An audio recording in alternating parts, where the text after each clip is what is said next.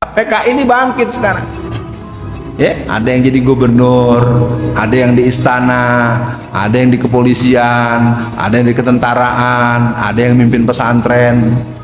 Itu sebabnya saya masuk penjara, karena mereka kalau saya tantang, ayo bener PKI nggak ada, ayo siapkan debat di televisi, apakah Anda satu-satu atau Anda semua, atau panggil pakar-pakar. Saya di debat di JEK TV, Profesor Dr. Amal Tamagola, sosiolog dari UI. Dia menghina-hina saya sebelum siaran berlangsung. Ketika siaran berlangsung, saya angkat ADART PKI yang terbaru. Pucet dia. Pak, nggak mungkin ADART itu dihasilkan kalau nggak ada pertemuan nasional. Semua kita yang berorganisasi kan paham, Pak. Menghasilkan ADART kan melalui muktamar, melalui munas, dan mendatangkan perwakilan-perwakilan seluruh Indonesia. Ya, berarti PKI-nya ada, dan memang ada. Kongres PKI yang ke-10 itu tanggal 15 sampai 17 Agustus tahun 2010 di Desa Ngablak, Magelang, Jawa Tengah. Terus terang, kalau soal PKI asal 2 saya dipenuhi, saya berani. Walaupun di sini ada yang mungkin ada petugas, ayo syaratnya 2 ya, jangan main pasal, jangan main fisik. Kalau Anda bisa memegang syarat 2 saya berani. Mau panggil profesor sejarah yang mana, profesor ideologi yang mana, saya akan katakan PKI the real comeback. Saya bisa ceritakan siapa yang memulai, tempatnya di mana, rumahnya di mana, namanya siapa, bisa. Semua mengenal secara familiar, secara interaksi langsung, ya. Sedikit saya memulai dengan pertanyaan.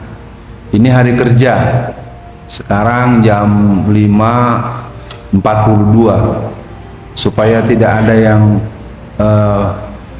was-was dengan jam kerja dan kegiatannya, saya punya permohonan ada komitmen waktu nih, supaya jangan penyampaian disampaikan ntar belakang satu-satu pulang, akhirnya jauh-jauh dari kebetulan saya tidak dari rumah saya ke Padang, dari Padang saya ke sini harus lewati dua bandara, 3 bandara mah, tak.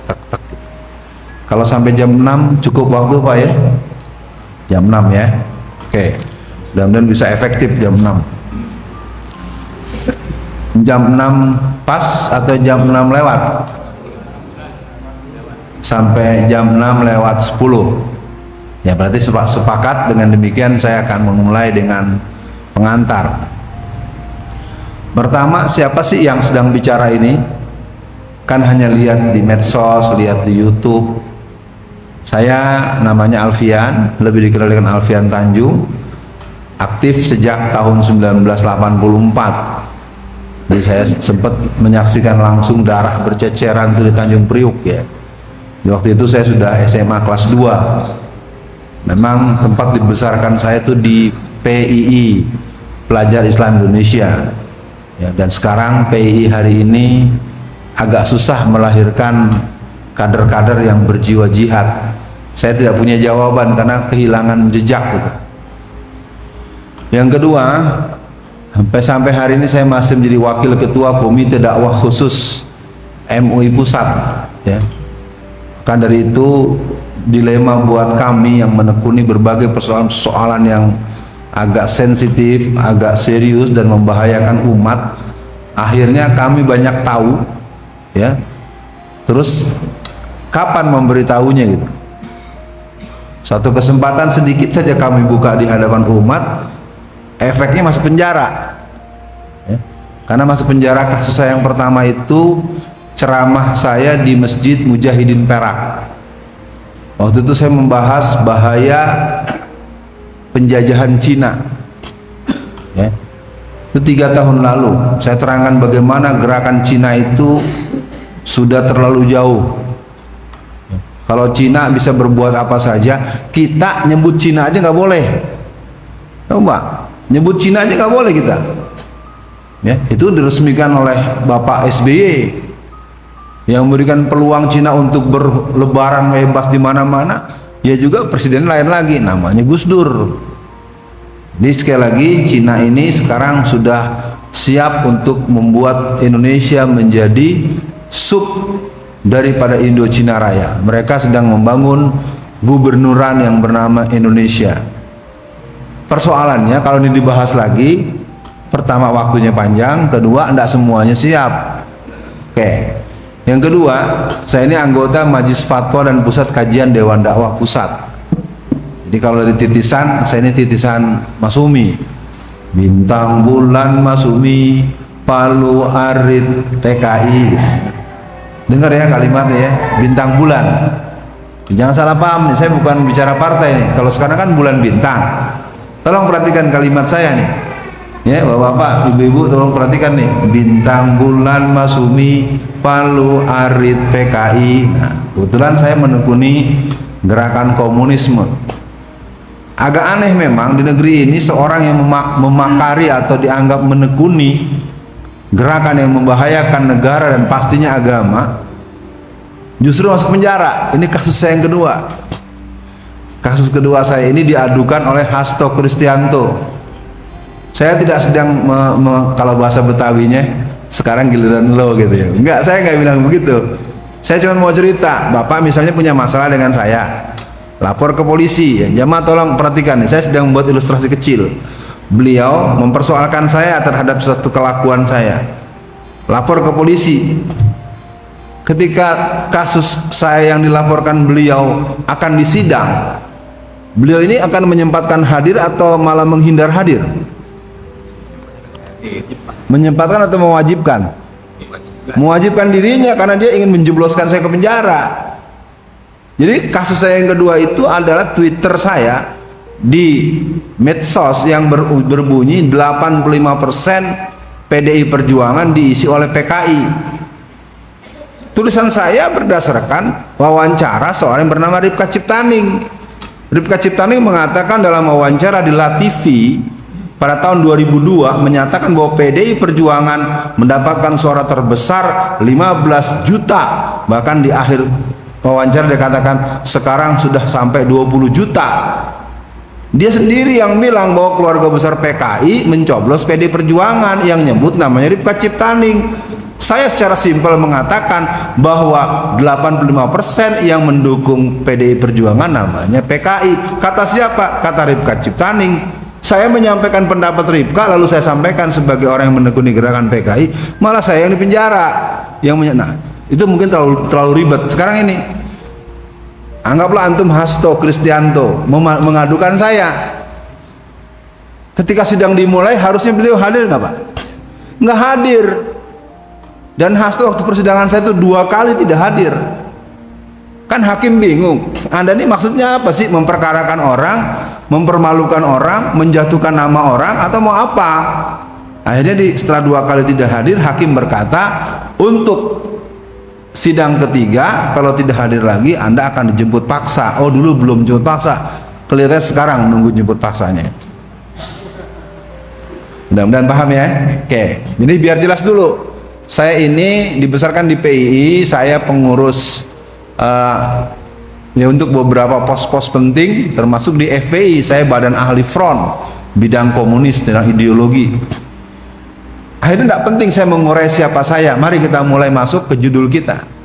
Dengan waktu kita yang kurang lebih 20 menit ini, saya akan mengedepankan sebuah tema, mudah-mudahan menjadi perhatian. Dan Al-Quran memang mengingatkan.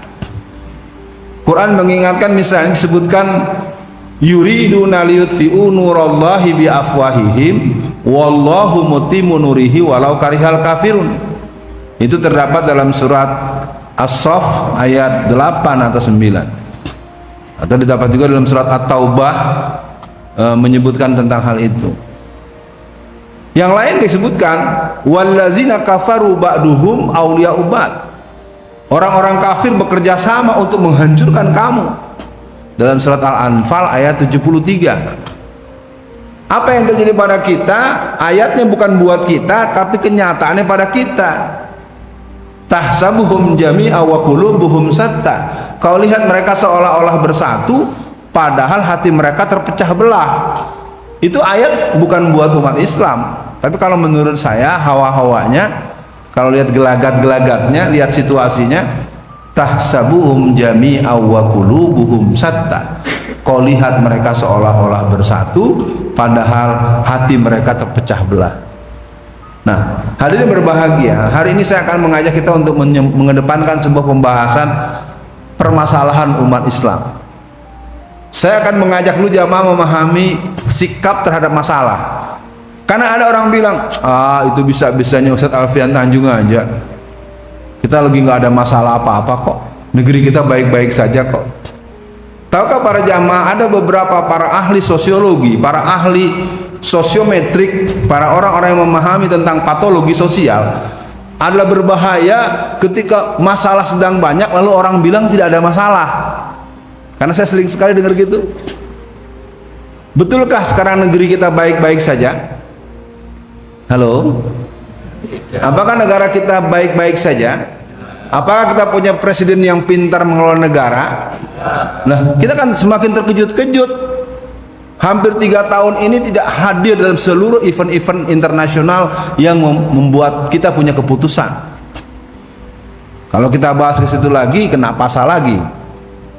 Nah, kita masuk saja dulu bagaimana dinamika yang berhubungan dengan persoalan-persoalan keumatan ini. Jadi permasalahan ini bukan hal yang kita buat-buat, tapi memang ada. Menjadi persoalan karena kita ternyata tidak cukup mempunyai kemampuan analisis dinamika persoalan, tidak mempunyai analisis SWOT sebagaimana yang dinyatakan almarhum Letnan Jenderal Z.A. Maulani. Ya, pernah dengar Pak?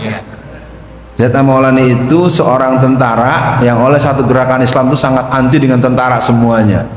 Saya tidak ingin mengatakan pro kontranya, cuma saya ingin memperdengarkan kalimat beliau 3 bulan sebelum beliau meninggal yang misterius itu, ya.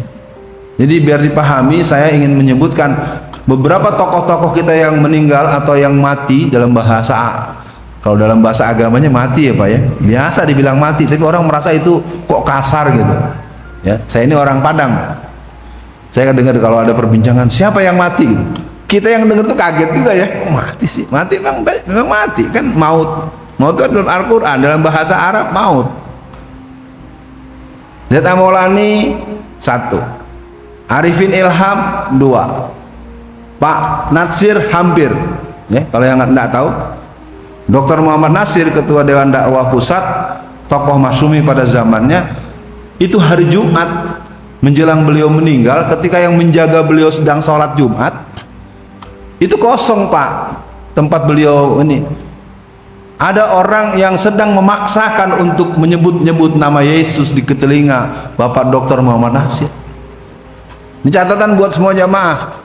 Jadi tokoh-tokoh kita yang tokoh Islam, tokoh yang punya kemampuan dukungan dana, tokoh-tokoh yang melindungi, ya kita juga tidak bisa mengatakan orang itu, oh dia jamaah kita.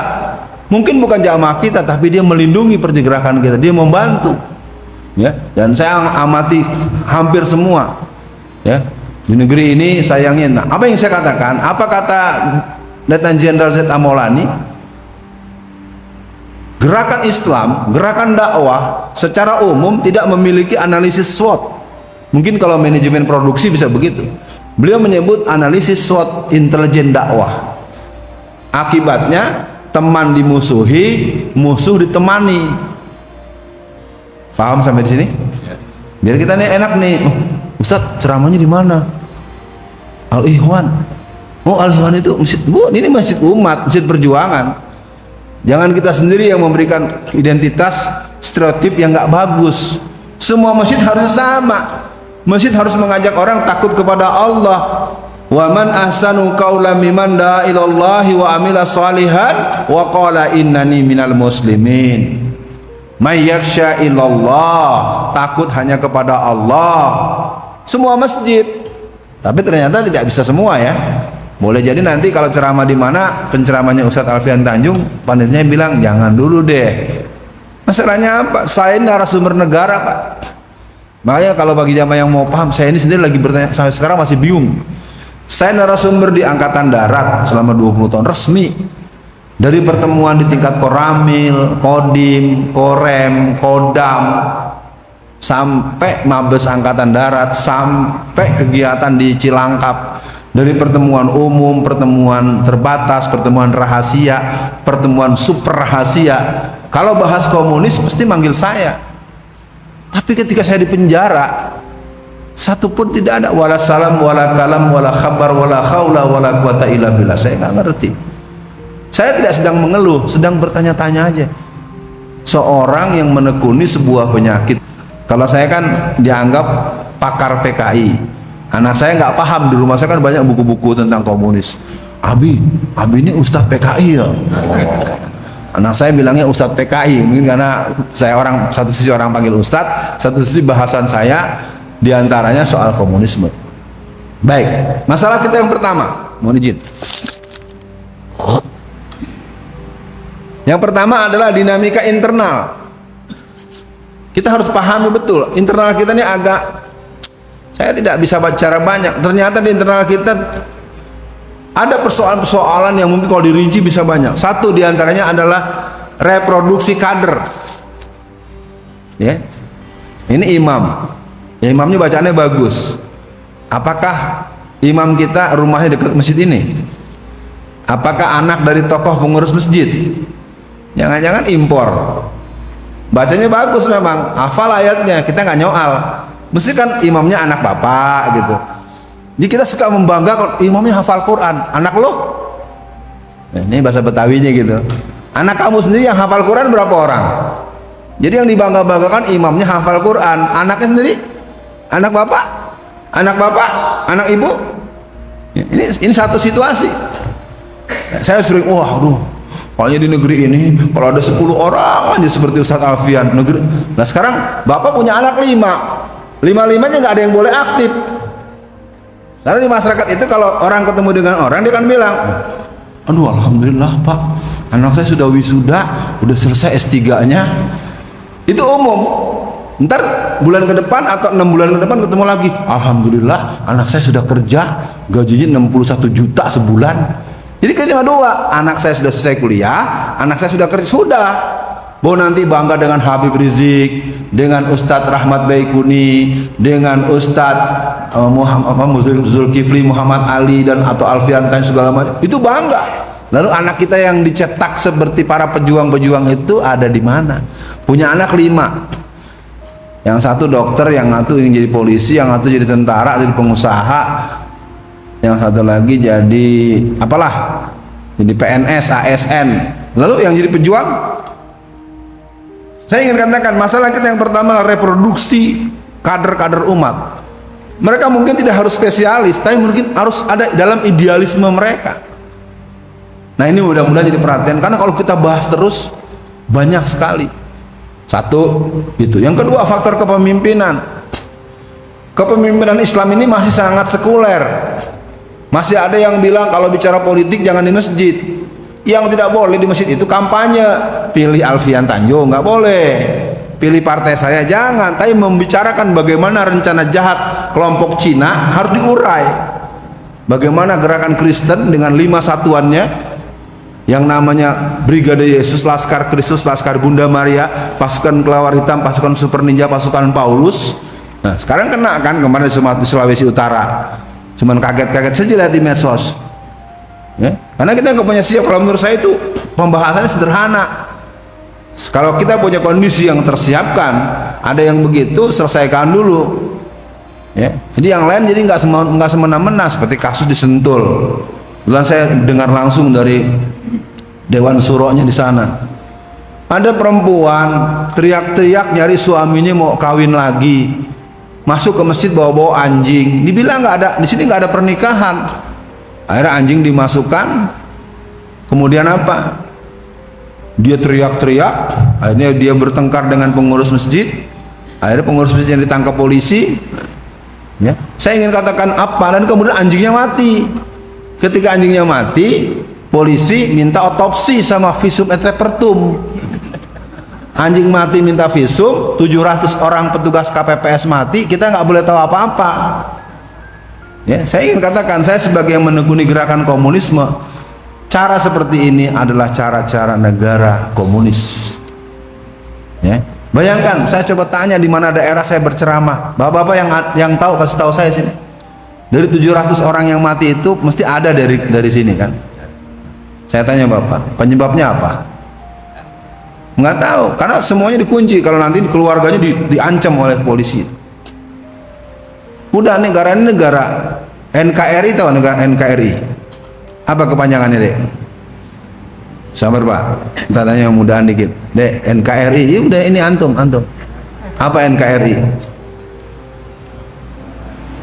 Nah, nanya yang asli aja nggak bisa, apalagi yang nggak asli. NKRI itu Negara Kepolisian Republik Indonesia. Pilkada 23 September 2020, pilkada serentak, ini 90%, hampir 80-90% itu calonnya polisi aktif.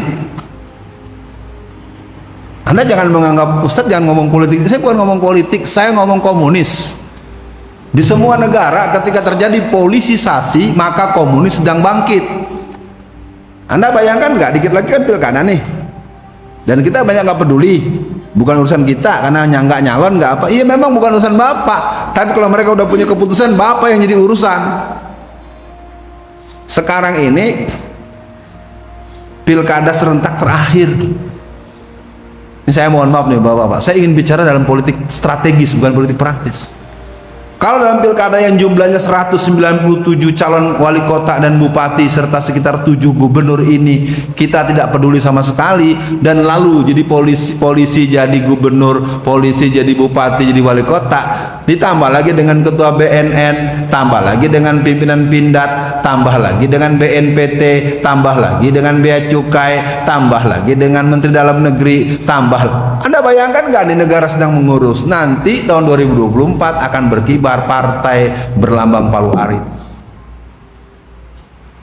Ini sedang berjalan, dan saya nyatakan selama ini nggak ada yang mereka, saya tahu kok teman-teman polisi yang dampingi saya selama saya di sidang, Ustadz, masalahnya nggak ada yang bisa ngebantah Ustadz. Itu aja, terus terang aja mah kalau mau tahu. Kasus saya dua-duanya bebas Pak. Kasus pertama yang di Surabaya itu eksepsi diterima. Kalau ada bapak di sini yang sarjana hukum, proses hukum apabila orang dipanggil lalu dipanggilkan saksi pelapor, kemudian ada sidang pembacaan tuntutan, pembacaan pledoi, dan dinyatakan pledoi saya diterima, eksepsi diterima, berarti sidang kan selesai Pak. Tetap saja jalan terus. Kasus yang kedua jelas bahwa setelah melalui rangkaian persidangan saudara Alfian Tanjung dinyatakan tidak berkesesuaian dengan pasal yang disangkakan. Ayat 2, barang siapa orang yang menyampaikan satu hal yang berhubungan dengan kebaikan bangsa dan negara, kebaikan masyarakat umum, tidak termasuk kriminal, maka dengan ini saudara Alfian Tanjung dinyatakan bebas. Dua-dua kasus bebas, tapi vonisnya 4 tahun. Saya bukan sedang mengeluh, tapi ini sangat keterlaluan. Bapak tahu nggak tuntutannya, atau anjurannya, atau perintahnya dari Raja Indonesia? 8 tahun. Jadi ketika saya ketemu Habib Rizik Desember tanggal 23 di Mekah, saya cerita dengan beliau, Ustadz, tahu nggak katanya, antum itu instruksinya adalah 8 tahun. Instruksi 8 tahun, sidang pertama eksepsi diterima, sidang kedua pasalnya tertolak, vonis 4 tahun coba. Nah makanya ketika orang yang nggak tahu persoalan, Ustadz Alfian 4 tahun aja ngeluh melulu. Anda bukan soal ngeluh. Sekarang saya tanya nih sama Mbak Abang nih yang berani gede nih, katanya orang Padang ya, ya Bang Ical namanya. Bang Ical, saya tanya, Bang Ical diketok palu bebas sama bebas, lalu dihukum sehari aja, mau nggak? Itu yang terjadi di dalam. Di dalam itu kan ada yang hukuman seumur hidup, ada yang 20 tahun, ada yang hukuman mati. Oh ya Ustadz ya, Ustadz ngeluh-ngeluh terus. Maksud lo apa? Ustadz kan hukuman cuma 4 tahun. Sini loh. Sekarang lo dapat vonis 0. Dihukum sehari aja, mau nggak? Enggak. Gua 4 tahun. Nah, ini sekedar jamaah tahu, dan di dalam penjara sekarang masih ada lebih dari 50 orang seperti saya. Siapa yang bela mereka? Kalau saya kan walaupun begini relatif agak dikenal dikit gitu, bukan terkenal teman dikenal. Jadi mereka mau macam-macam susah, akhirnya saya masuknya terpaksa, pulangnya dipaksa. Betulan, saya kan harus pulang tanggal 10, tanggal 9 saya dipaksa pulang. Jelas ada maksudnya. Kalau sesuai dengan jadwal, ntar yang jemput kebanyakan, banyak wartawan wawancara, bocor semua. Ya udah, daripada bocor saya datangnya diumpetin, pulangnya diumpetin. Itulah negeri kita, negara kepolisian Republik Indonesia atau negara komunis Republik Indonesia. Apa saya berlebihan? Mungkin agak mengkhawatirkan bagi yang mendengar, tapi ini harus dipahami dengan mendalam. bahwa negara ini sedang tidak baik-baik saja. Oke, jadi secara internal soal kepemimpinan, soal persaudaraan, soal persatuan, yang paling serius adalah soal kerusakan akhlak remaja. Akhlak generasi kita hancur-hancuran. Yang namanya perilaku seks bebas itu, kalau jamaah yang tidak mengikuti dengan meluas secara nasional, itu dimulai dari anak kelas 4 sampai kelas 6 SD. Aduh, kalau dibahas panjang sudah jam 6:06, baru nomor 1. Jadi dinamika internal kita begitu berat. Maka dari itu himbauan saya buat para jamaah semua, tolonglah perhatikan di rumahnya, anak-anaknya, istri-istrinya, keluarganya, menantunya. Karena bapak-bapak ini kelihatan rajin ngaji, agamanya kuat, menantunya nggak pakai jilbab. Kenapa? Karena duitnya banyak, gajinya besar. Perempuan itu kalau udah punya status sosial tinggi, uangnya banyak, walaupun bapak ini ahli ngaji, bapak nggak didengar omongannya, ya. Belum lagi suaminya ditolak. Oke, nomor 1 selesai. Yang kedua, gerakan pemurtatan. Kita di sini ada gerakan ANAS misalnya, anti Syiah, atau KNAP tentang anti pemurtatan. Tapi kalau menurut saya, pemurtatan tidak terbendung dari pemurtatan yang membuat orang menjadi ragu dengan agama atau orang menjadi pindah agama. Tolong camkan baik-baik kalimat saya. Gerakan pemurtatan tidak melulu mengajak orang pindah agama, tapi membuat orang ragu dengan agama. Misalnya poligami. Mana ada sekarang ibu-ibu mendengar poligami dengan tersenyum? Ada juga dengan apa, mandau ya, dengan parang, dengan golok, awas lo gitu kan. Kenapa itu? Itu gerakan pemurtatan. Saya sering tanya di pengajian ibu-ibu, di sini ibu-ibu ada nggak ya? Bu, ada bu? Ada. Saya tanya sama ibu, bu, kalau ada laki-laki sudah punya istri, terus nikah lagi, itu berzina atau bukan bu? Tuh, selesai kan?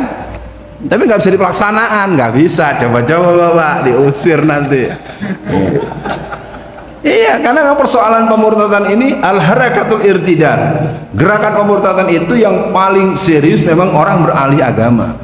Dan proses konversi keagamaan itu terjadi besar-besaran antara tahun 1967 sampai 1971. Ketika gerakan PKI dihancurkan dengan atas izin Allah dengan TAP MPRS nomor 25 tahun 66, maka sejak tahun 67 kader-kader PKI, simpatisan PKI lebih memilih mengganti KTP mereka dengan agama bukan Islam. Makanya saya baru punya jawaban nih setelah saya pelajari. Kenapa gerakan melawan PKI hari ini tidak dibantu oleh gerakan Kristen? Karena mereka udah panen 7 juta orang, Pak. Ya, kader-kader PKI yang berjiwa komunis itu rata-rata lebih memilih jadi orang Kristen ketimbang tetap Islam, karena dianggap Banser membantai PKI. Ini Banser nih yang sekarang nih, Banser PKI atau Banser anti PKI gitu. Saya agak menduga-duga nih, agak beda nih. Kok kelakuan Banser sekarang seperti pemuda rakyat gitu, agak aneh. Kalau Banser dulu sejarahnya itu adalah bagian pembantaian atau serangan balik terhadap pemuda rakyat PKI. Di Bali yang menghabisi itu adalah kelompok PNI anti PKI. Kalau di Sumatera Utara yang membantai PKI itu pemuda Pancasila. Ini jamaah harus tahu ini. Nah, kalau di pusat itu biasanya bergabung HMI dengan kaminya, PII dengan KPP2-nya, ada KPP1. Nah, itu kalau itu panjang lagi. Intinya gerakan pemurtatan boleh saya katakan hampir tidak mendapatkan perlawanan seimbang. Kampung-kampung di daerah Jawa Timur, di Jawa Selatan, itu seperti daerah Jogja arah ke pinggiran sana itu, ada satu kecamatan yang tahun 1950-an itu warganya masih 9.000 kakak itu Muslim. Tapi memasuki tahun 2010 tinggal 7 kakak yang Muslim. Dari 9.000 tinggal 7. Karena gerakan al-harakatul irtidad itu jelas, walan tarada ankal yahudu alan nasara hatta tatabi'a millatahum. Jadi orang-orang Kristen itu masuk. Nah, diantaranya ada yang bilang jilbab tidak wajib. Nah, itu contoh orang murtad sebetulnya. Tidak ada perdebatan kalau kita tanya para ahli-ahli ilmu akidah, ahli ilmu agama. Kalau ada orang menyebut yang sudah jelas ketentuan dalam dalil-dalil hukum yang jelas, wa man lam yahkum bima anzalallah faulaika humul kafirun. Bukan kata saya, jelas kok. Kalau ada perempuan belum pakai jilbab, kita nggak bisa bilang dia kafir. Tapi kalau ada orang bilang jilbab itu tidak wajib, itu kafir dia. Paham ya Pak ya? Kita tetangga kita nih, ada perempuan belum pakai jilbab, mungkin dia belum mantap, belum ada yang negesin, belum ada yang jelasin. Tapi kalau dia mengatakan nggak pakai jilbab itu hak gua bener, lu salah, dengan gua, lu kafir berarti, menolak. Wa man lam yahkum bima anzalallah faulaika humul kafirun. Barang siapa orang yang menolak hukum Allah, maka kafirlah dia, maka zolimlah dia, maka fasiklah dia. Itu ayat berturut-turut dalam surat Al-Maidah ayat 44, 45 dan 47. Oke, yang ketiga, gerakan komunis. Saya semakin mendalami, jujur nih, direkam ya, takut saya. Bukan takut sama komunisnya bangkit pada seperti orang biasa ke tempat sampah. Bapak rumahnya rumah perumahan mewah, nggak pernah lewat tempat sampah ya. Bapak ini petugas yang biasa bawa truk sampah, ini sama-sama orang. Ketika Bapak melintas tempat tumpukan sampah, Bapak nunjuk hidung, karena Bapak biasa ada di tumpukan sampah, Bapak udah biasa. Maksud saya apa? PKI ini bangkit sekarang ya. Ada yang jadi gubernur, ada yang di istana, ada yang di kepolisian, ada yang di ketentaraan, ada yang mimpin pesantren. Itu sebabnya saya masuk penjara, karena mereka, kalau saya tantang, ayo, bener PKI nggak ada, ayo siapkan debat di televisi, apakah Anda satu-satu atau Anda semua, atau panggil pakar-pakar. Saya di debat di JEK TV, Profesor Dr. Amal Tamagola, sosiolog dari UI, dia menghina-hina saya sebelum siaran berlangsung. Ketika siaran berlangsung, saya angkat ADART PKI yang terbaru, pucet dia. Pak, nggak mungkin ADART itu dihasilkan kalau nggak ada pertemuan nasional. Semua kita yang berorganisasi kan paham Pak, menghasilkan ADART kan melalui muktamar, melalui munas, dan mendatangkan perwakilan-perwakilan seluruh Indonesia. Ya berarti PKI-nya ada, dan memang ada. Kongres PKI yang ke-10 itu tanggal 15 sampai 17 Agustus tahun 2010 di Desa Ngablak, Magelang, Jawa Tengah. Terus terang, kalau soal PKI asal 2 saya dipenuhi, saya berani. Kalaupun di sini ada yang mungkin ada petugas, ayo syaratnya 2 ya, jangan main pasal, jangan main fisik. Kalau Anda bisa memegang syarat 2 saya berani. Mau panggil profesor sejarah yang mana, profesor ideologi yang mana, saya akan katakan PKI the real comeback. Saya bisa ceritakan siapa yang memulai, tempatnya di mana, rumahnya di mana, namanya siapa, bisa, insya Allah. Mau Ustadz kok sombong banget? Kalau nggak dijelasin dikiranya PKI nggak ada. Sama dengan Bapak tempat sampah, Pak bau nggak? Enggak, Bapak tiap hari sampah. Antum yang melihat baru dari jauh aja udah pusing. Maksud saya sebagai yang menekuni PKI bangkit Pak. Cirinya diantaranya Pak, nyari yang haram aja susah, apalagi yang halal. Itu pandangan-pandangan ateistik yang sudah mulai bersebar dalam batok kepala. Ya, mau nikah aja ribet banget dah. Ya, saya pernah ingat ada sebuah kelurahan tuh pemuda-pemudinya nggak mau nikah, lebih mau ya berzina aja. Nikahnya ribet, nyogoknya banyak, nggak punya duit gua. Kalau punya duit nyogoknya harus 1 juta juga, mendingan sebelah sono 200.000 bisa dapat 5 kali gua tuh. Coba tuh otak komunis tuh. Ya. Kayak yang keempat, gerakan sepilis. Ini sudah kuncinya di sini. Gerakan sekulerisme, pluralisme, liberalisme, ini yang ada di sini. Fenomena LGBT, fenomena Reinhardt yang melakukan perbuatan yang sangat membuat kita malu secara internasional. 194 laki-laki diperkosa sama dia, coba. Saya tidak ingin meneruskan, saya ingin mengatakan baru 1 Reinhardt. Sementara LGBT disahkan Pak, biar Bapak tahu. Kenapa Bapak Patrialis Akbar itu masuk penjara? Sesungguhnya karena beliau menolak agar LGBT jangan sampai masuk, 1 kalau mau tahu. Yang kedua, beliau mengusulkan agar Ahok ditangkap, itu 2. Saya tahu dari mana, waktu beliau sakit di rumah sakit jantung di Jakarta Barat, saya paksakan ketemu beliau. Gimana Bang sebenarnya Bang? Iya Alfian, saya ini kasusnya, masa gini, dia ditangkap dengan tuduhan kasusnya 4 juta. 4 juta rupiah, bukan 4 juta dolar. Ini ada pertemuan makan-makan. 1, 2, 3, 4. Saya yakin lah di Balikpapan, di Kalimantan, di Sulawesi, di mana sama aja. Kalau kita datang di kumpulan sebuah restoran yang agak kelas tengah, kumpul 5 orang, kumpul 7 orang atau 20 orang, ya saya tanya jemaah, 7 orang atau 10 orang atau 15 orang makan di sebuah restoran yang kelas menengah, habis 4 juta, itu banyak apa dikit Pak? Pantes, dikit dan pantas, masih ketutup lah ya. Itu dianggap korupsi coba. Sementara yang terang-terangan kasus EKTP itu 2 orang, itu orang tahu kok. Yang satu anaknya mami, yang satu kadernya mami. Triliunan. Kasus apa? Kasus Senturi 6,7 triliun. Jadi kalau mau diurai-urai terlalu banyak. Jiwasraya, Asabri, segala macam. Apalagi yang terakhir si Wahyu. Baru nggak mungkin Wahyu ngambil keputusan kalau nggak dapat restu dari si Arif. Tapi apa? Semuanya seolah-olah nggak ada. Ntar yang ceramah pun ditangkap lagi. Yang berbuat nggak ditangkap, yang ngasih tahu namanya ditangkap. Negeri gila emangnya, udah begini udah keru-keruan. Ya, nah saya pikir sebagai penutup, waktunya sudah tinggal 3 menit lagi. Spill sih banyak uraiannya sebetulnya. Tadi soal poligami. Poligami bukan keharusan. Tapi jangan bilang poligami haram. Saya tahu betul ulama-ulama kita yang sangat dalam ilmu agamanya. Sebut siapa? Buya Hamka.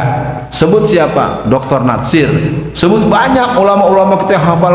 Mereka tidak punya istri lebih dari 1. Tapi mereka tidak pernah mengatakan poligami itu haram. 2, jihad. Jihad itu bukan jahat. Jihad itu sering dianggap sebagai sesuatu yang harus dihindari. Kalau jihad ini harus dilatihkan. Tahukah jamaah semua, yang namanya Laskar Kristus, Laskar Bunda Maria, pasukan Kelawar Hitam, pasukan Super Ninja, pasukan Paulus, itu untuk 2 satuan yang bernama pasukan Laskar Kristus yang bermarkas di Surabaya dan Kelawar Hitam yang bermarkas di Sulawesi, atau pasukan intelijen khusus mereka yang namanya pasukan Super Ninja yang ada di Tangerang, Banten, tidak pernah diidentifikasi polisi. Saya sempat komplain ke polisi. Anda kenapa sih begitu cepat kalau nangkepin Islam? Kalau yang dituduh teroris cepat. Tapi kalau yang Kristen, kalau yang Syiah, kalau yang lain-lain tidak. Jawabannya telak. 1, tidak ada perintah dari atasan. 2, tidak dapat uang. Itu diakui. Karena ngomongnya 4 mata. Jadi saya nggak nyebut nama, nggak nyebut alamat, cuma nyebut kontennya saja. Jadi kalau kenapa gerakan, coba aja lihat yang membunuh tentara dan polisi di OPM itu kan kelompok pemuda-pemuda Kristen, pemuda gereja, nggak pernah dibilang teroris. Atau kalau mau diikuti jamaah ya, tahun 2018 itu ada 41 ustadz kita yang sangat menderita. Ada yang kupingnya digunting, ada yang ininya dibeset dengan pisau pemotong daging, ada yang dibenamkan bersama dengan motor dan orangnya di sebuah tempat yang sudah dilobangi. Itu di mana? Di Indonesia. Ada yang di Aceh, ada yang di Cianjur, ada yang di Bogor, ada yang di Tangerang.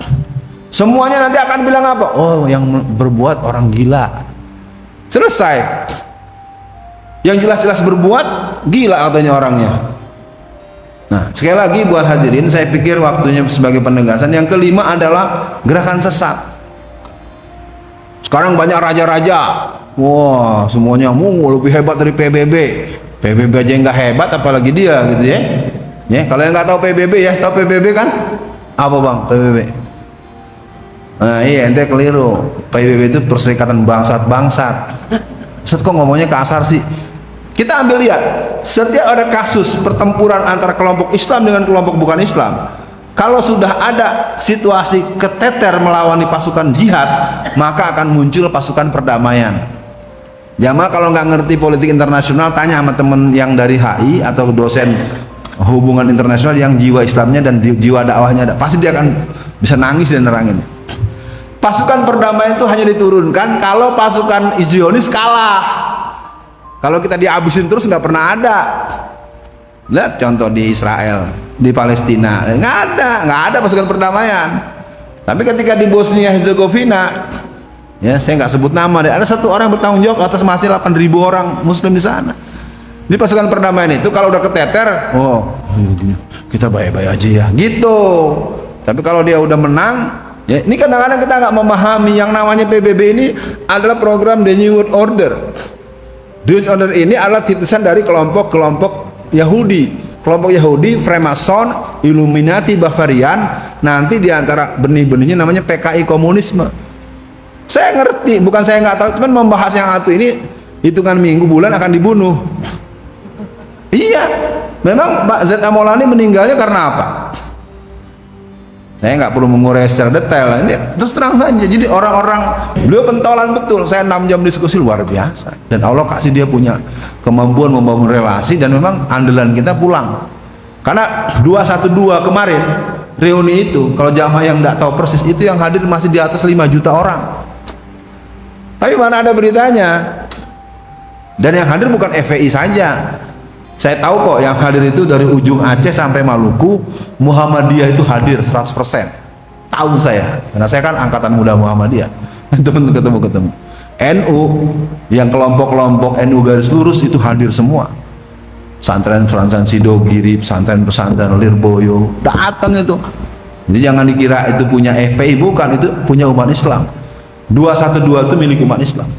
Saya tahu teman-teman gerakan bawah tanah dari KW1, KW2, KW3, KW4 sampai KW7. Yang tidak benar KW9 ya, kalau yang ngerti itu ya. Nah, yang senyum-senyum berarti paham. Kalau yang lain, apa nih Ustaz KW? Udahlah, terlalu banyak. Persoalannya sekarang, dari semua persoalan ini, kita masih bisa bilang negara kita baik-baik saja. Pahamkah kita bahwa negeri sedang hancur? Sekarang saya tidak berani nanya, jam sekolah di sini jam berapa ya? Masuk sekolah jam berapa di sini? Oh, mereka kalau sekarang banyak yang nggak hadir, remajanya mungkin karena sekolah kali ya. Tapi saya sering keliling Indonesia, acaranya kuliah subuh juga. Tiba di waktu Ahad, ketika saya memanggil-manggil yang usianya di community of teenagers, ketika saya menanyakan kelompok remajanya, nggak ada juga apa orangnya. Ada apa nih? Gejala apa di negeri-negeri ini, di negeri kita, dari Aceh sampai Irian, yang terutama dari Sumatera sampai Indonesia Timur? Kalau yang namanya subuh berjamaah, banyak yang rame Pak.